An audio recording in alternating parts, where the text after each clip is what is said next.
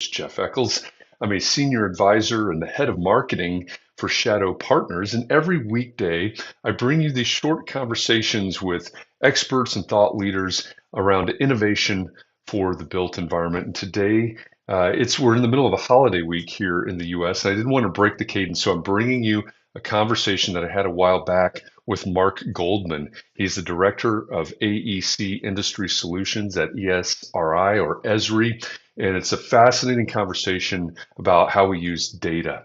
If you like conversations like this and you want to go even deeper, you should join us in Atlanta, October 24th through 26th for the 7th annual Shadow Summit. That's a place where we gather together for a couple of days and go deep on conversations just like this one that you're about to hear with Marc Goldman. So go to shadowsummit.com for more information on that, or follow the Shadow Summit page on LinkedIn. And I should give a shout out to a couple of our sponsors for this year's Shadow Summit, Schneider Electric and the National Institute for Building Sciences, both sponsoring Shadow Summit this year. If you'd like to sponsor Shadow Summit, connect with me here on LinkedIn, and I'm happy to talk more about that. But until then, enjoy this conversation with Marc Goldman. Hey, welcome back to Shadow Shorts. My name is Jeff Echols. I'm Senior Advisor and Head of Marketing for Shadow Partners, and I am joined today by Marc Goldman. Hey, Marc. Hey, Jeff. Marc is why don't you I'll introduce myself. Yes. Yeah, I'm, amongst other things, I'm the director of AEC Industry Solutions at Esri and a longtime contributor to the AEC industry in general through a bunch of roles over the many years. Yeah. I mean, you said amongst other things. There is a long list of other things that you're involved with. What else are you doing? Just in the last year, I have become pretty active in a number of industry associations. Building Smart, I'm on one of the steering committees for infrastructure and also involved in the working group on digital twins and GIS and BIM. I'm a co-chair of a digital twin BIM committee through National Institute of Building Sciences.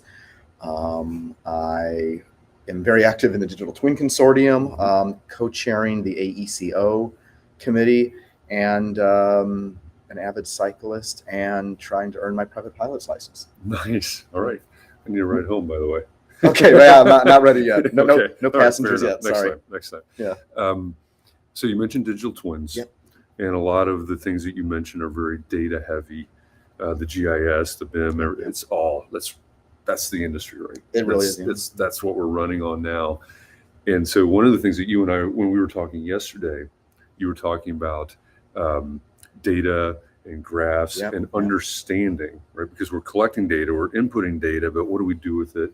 How do we understand it? So can you tell me a little bit about what you were telling me yesterday in terms of what do you do with all that data? Yeah, I mean, it's really an interesting time. I'm seeing a real shift from heavy file-based workflows, whether it's CAD files or BIM files or spreadsheets or even images that get generated into files, to really being data that we access through services and then combine those to glean the insights that we need to make decisions. So, whether it's Autodesk with a new product called Forma that is very much moving away from files into truly data, GIS, which since really its inception has been all about files and layers of data that you bring together and combine and run reports on. And you might generate a map file, you might use shape files to exchange with other folks, but these days it's really all about the data that resides on servers and pulling what you need from a specific region, a specific query, and again, just being able to make decisions based on data, not files that you then need to interpret. Yeah. So we're not going to turn the camera around because we'll get all washed out and backlit, but we're in San Francisco right now. It's an incredible view out here. We're in San Francisco because AIA, American Institute of Architects, their annual conference on architecture is going on right now. And yesterday I was walking the floor. I know you were as well. And I was trying to pay attention to what are the booths, who are the vendors that people are paying the most attention to, where are the biggest lines, beyond what somebody's giving away, et cetera, right? The socks or t-shirts or Legos or whatever. And I didn't see Legos. I'll tell you where they are. I think predictably there are a lot of people at the booths that claim something to do with AI, Yeah. generative design, like you said, BIM or GIS or anything like that. That's the world that we're in. That's the world where practice is happening right now. The deliverables are coming out of that. But when you're talking about what do you do with that data, to me, when we're talking about innovation in the built environment, that has to be part of the next steps. Yeah. Because for a long time we've collected that data, and if we're honest about it, and some of the Shadow Ventures portfolio companies, of course they're based on data, but they're also, how do we use this data? Project management tools, which is not what you're talking about, or it's not your realm, but project management tools. Hey, we collect all this data, but we don't ever do anything with it. We put it in a spreadsheet and it goes there to die. And then we do our next project and we don't refer to it because it's just some static file, typically, or data that is not consumable, or we don't know how to consume it for the next project to learn from it. And yeah, I think that we're at a tipping point where the massive amounts of information that we have collected over the years is becoming this repository that we tap into through AI, through large learning models, through things like knowledge graphs that we talked about yesterday, connecting data sets that historically didn't have a common key or a common field that you could connect them, but you explicitly define relationships between data sets that help you understand things that are related, but you didn't know how to connect them previously. I think that's happening. A couple of the booths that I stopped by, just to echo what you said, they are moving from files to data. They're using their data sources to help make better decisions in the next project. A construction company might have decades of schedules that they've created over the years for projects. They know whether or not those projects were delivered successfully through a number of metrics, but they start over with just the same template. They don't necessarily pull from that data to make better decisions on the next project. And that's I think something of the past. I think that we're going to finally figure out these treasure chests of data that we've been storing on hard drives are now available to be tapped into, a la ChatGPT and more customized solutions. Different open AIs and such. Yeah, I agree. And again, just looking around yesterday, there are plenty of people looking at different products, manufacturers, et cetera, which makes complete sense because of where we are and who's here. But we're talking about innovation in the built environment, which is what you care about. It's what we at Shadow care about. I think you're exactly right.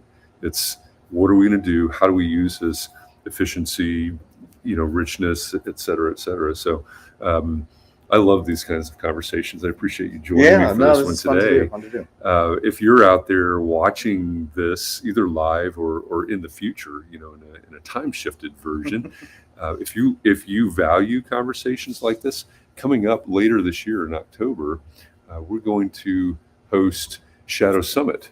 And I just popped the URL up on the bottom left of your screen right now, shadowsummit.com. One thing that really sets Shadow Summit apart is it's designed to be intimate, 200, 250 people, probably max. And the conversations are not surface level conversations. They're conversations like these that go even deeper into what do we do with this? Here's what happened in terms of innovation in the built environment throughout 2023.